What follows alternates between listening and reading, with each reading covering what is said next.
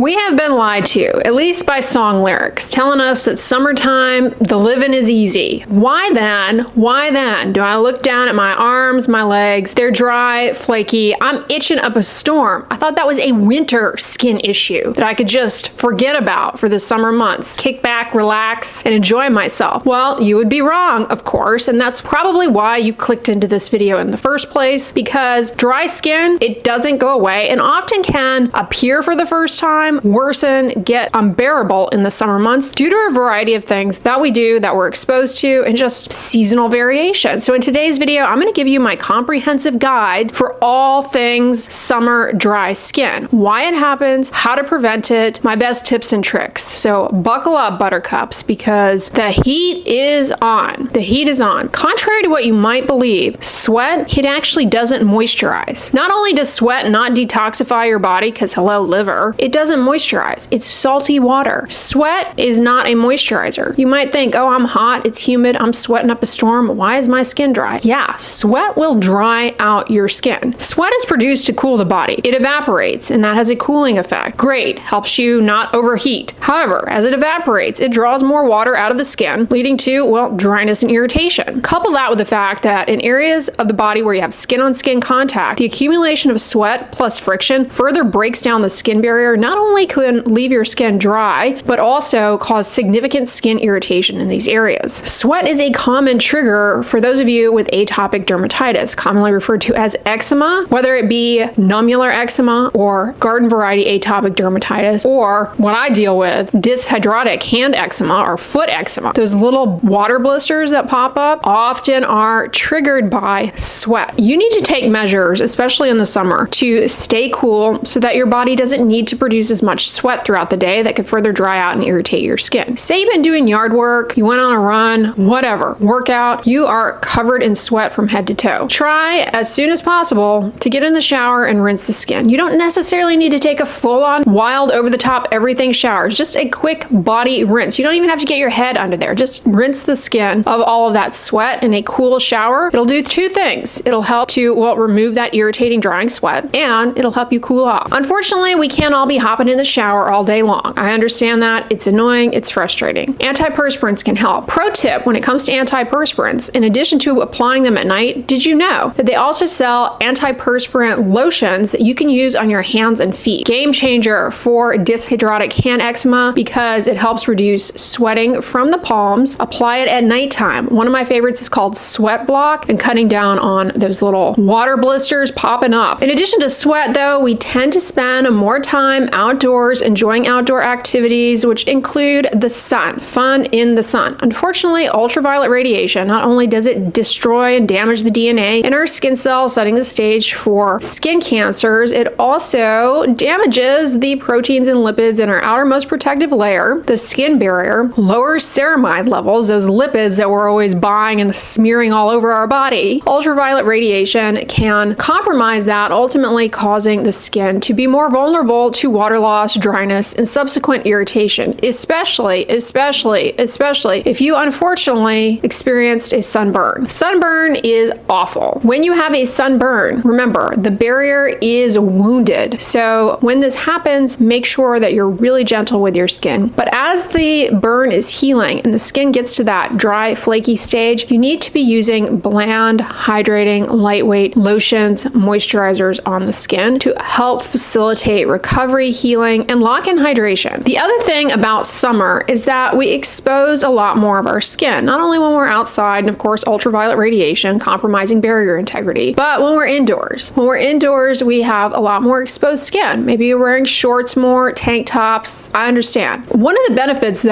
of wearing long sleeves, long pants is that it helps trap hydration into the skin. So you will experience more evaporative water loss from the skin wearing less clothing. Less covered areas of the body, more room for water to exit the skin. It's not necessarily comfortable for everyone to be wearing long sleeves, long pants in the heat, but I'm pointing that out as an explanation for why dry skin often can appear or get worse in the summer. We're exposing more skin, it's not covered up, so more water is going to escape. This is also especially true on your feet. If you walk around in little sandals all the time and you don't cover your feet, they're going to be more prone to becoming dry. The heels are more vulnerable to developing those dry, cracked fissures if you don't cover up your feet with like socks. I know a lot of people hate socks. It's a sensory issue, but I'm just explaining the truth. You can kind of get around the dry buildup of skin by moisturizing with petroleum jelly and using keratolytic foot ointments at night. I love Carousel. That'll help cut down on the dry skin. But that's a contributing factor right there. Wearing flip-flops, sandals, keeping your bare feet out and about. That definitely can contribute to dry, cracked heels. Many women going through menopause, experiencing symptoms of hot flashes and night sweats, they have a lot of things going on that can lay the groundwork for stubborn, dry skin. Sweat, again, is irritating and dries out the skin. Also, throughout perimenopause and menopause, you have a decline and lowering of estrogen levels. And the result on the skin, well, check out my video all about estrogen deficient skin. I break it down there. But you'll recall from that video, if you caught it, estrogen helps our skin build the components necessary to retain moisture. And with menopause, women's skin becomes more inclined to lose water, become dry. On our face, that often pops up with the appearance of those little dry dehydration wrinkles, as I like to call them, of dry skin that suddenly improve substantially just by moisturizing the skin. I've said it before, I'll say it again, but moisturizing your skin regularly, it can pay off dividends. Moisturizing and sun protection, and as a side note, sunscreen is a moisturizer, so does double duty, really can make a huge difference here. Covering up the skin with lightweight breathable fabrics will reduce sweat, moisture wick, and protect the skin, help lock in hydration better into the skin. The other thing too that we enjoy a lot more in the summer months are swimming pools. Swimming pools are a great way to get exercise and enjoy the outdoors. However, the pool water can be very drying. This is a huge mistake people make in the summer months. They get out of the pool and then they go inside because they're done at the pool. They maybe make a snack or whatever, start talking on the phone, and then they wonder why my skin is dry. When you're done swimming in the pool, take the wet bathing suit off. The wet bathing suit, full of that chlorine water, up close to the skin, super irritating. The chlorine water residue on your skin is also very drying. So you want to remove that bathing suit and then you want to rinse the skin with fresh, non-pool water, and you want to put on moisturizer. Moisturizer will help offset some of the drying effects of being in the pool on your skin. And if you do this consistently throughout the summer, if you're an avid pool goer, and you also protect your skin from the sun while you are enjoying the pool, because remember that ultraviolet radiation, I mean, it wreaks havoc and it will dry out your skin. So if you do both of those things, it'll substantially cut down on the dry skin issues. Speaking of pool, because I always get questions, give us some tips on how to take care of our skin if we swim in a pool a lot. Oh, I've got a video on that, honey. I've got a comprehensive video on that with so many truth bombs being dropped left and right that if you swim in a pool once a year, you should watch it. You should watch it because your eyes will be open. You'll be changing everything you ever did in a pool. Here's something that's going to shock you guys that I'm about to, a point I'm going to drop that is going to cause your jaw to drop because it's something I almost never speak negatively of. It's almost like I have it on such a pedestal because it's so versatile, it's so safe, it's so amazing, and that's petroleum jelly. But let me tell you a thing about petroleum jelly in the summer months when you're hot, it's humid, and you are sweating a lot. It doesn't exactly allow for good evaporation of that sweat. I mean, it's occlusive, which is great for locking in hydration, but not so great for allowing for good evaporation of sweat to cool the body.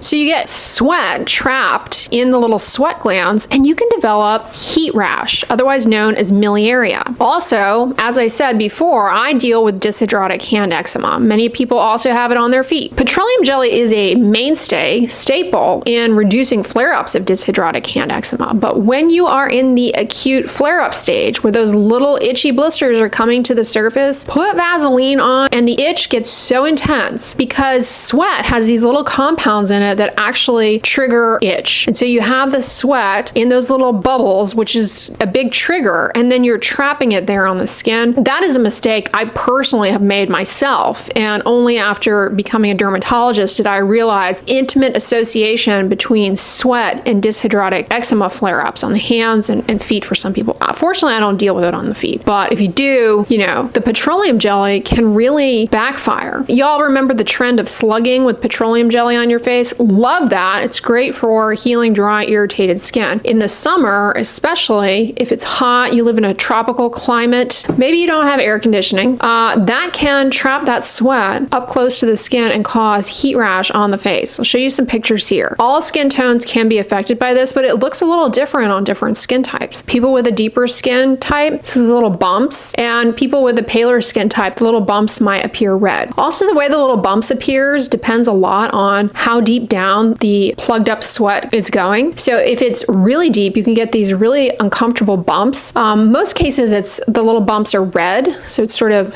medium depth. In babies in particular, when they develop this, they often get these little tiny flaccid water blisters called vesicles because it's just right up at the top. That's called miliaria crystallina. Check out my video on how to get rid of heat rash because, again, truth bombs dropped, that will change the game for you. So when it comes to your summer skincare, don't skip out on, of course, sunscreen and moisturizer. Also protect your skin during the day when you are outdoors, not only with sunscreen on sun-exposed areas, also lean into the long sleeves, a big hat. Here's another misconception about wearing long sleeves in the heat. A lot of people assume that wearing long sleeves will just make them hotter. Duh, right? It's true and it's not true. If you select long sleeves that are moisture wicking, it actually can keep you cooler because it's effectively shading the skin from the sun, reducing overheating. So it can really help you out. I mean, look at people who work outdoors doing landscaping. You don't see them out there in tank tops and shorts. They are very much covered. And